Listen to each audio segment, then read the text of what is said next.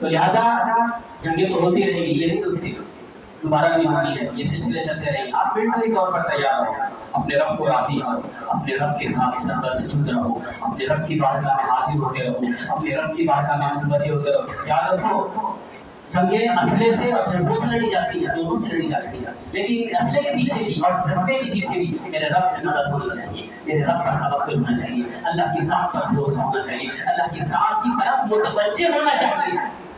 یہ چیزیں ہوں گی ہم جب جیتے رہتے ہیں، کوئی مسئلہ نہیں ہے، کوئی پرابلم نہیں. لیکن بس جب بھی ہم نے مار کھائی اس وقت کھائی جب ہم نے رب سے توجہ ہٹانا، جب ہم نے اپنے رب سے منہ پھیر لیا، جب ہم اپنے رب کی نافرمانی کرتے ہیں تب جا کے ہم مار کھاتے ہیں. لیکن جب ہم کھڑے رہے اپنے رب کی طرف متوجہ رہے اور اپنے رب پر بھروسہ رکھے، دنیا کی کوئی طاقت ہمیں شکست دے سکتی. خود امریکہ کا بش صدر جب تھا وہ کہا کرتا تھا یہ بات، وہ کہتا تھا کہ ہم نے پاکستان کو اتنی مرتبہ کنگال کر دیا، خلاص کر دیا، اس کو ختم کر دیا اس کو، اور بس یہ ڈکلیئر کرنے والا ہوتا تھا کہ پاکستان گیا تباہ ختم.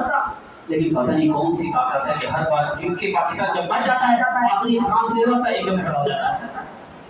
ہمارا وہ پاکستان ایک دم کھڑا ہو جاتا ہے. یہ سمجھ میں کیسے آئی میں بتا رہا ہوں. یہ قوم اس قوم پر اللہ کا انعام ہے، یہ قوم اس قوم پر اللہ کی عنایت ہے. اس قوم کو جو پاکستان دیا گیا شب قدر میں دیا گیا ہے، اس قوم کو جو پاکستان دیا گیا رمضان المبارک میں دیا گیا ہے، اس قوم کو جو پاکستان ملا ہے غزوہ بدر کی برکتوں سے ملا ہے، اس قوم کو جو پاکستان ملا ہے لا الہ الا اللہ کے برکت سے ملا ہے، اس قوم کو جو پاکستان ملا ہے یہ اللہ کا انعام ملا ہے.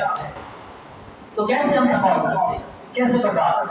کبھی پریشانی ہے، کبھی کوئی بات نہیں، اس میں قرآن کا دیتا ہے صبر کرو، استقامت کا اختیار کرو، اللہ کی بارگاہ کی طرف متوجہ رہو، اللہ کی طرف حاضری دیتے رہو، اللہ کی بارگاہ میں حاضری دیتے رہو، سر سجود کرتے رہو، اس کی بارگاہ میں گڑگڑاتے رہو، اس کی بارگاہ میں التجا کرتے رہو، کامیابی کامیاب ہو. اللہ تعالیٰ سے دعا ہے کہ اللہ تبارک و تعالیٰ آج کی ہماری حاضری کو قبول فرمائے اور ہمیں استقامت عطا فرمائے. وما توفیقی الا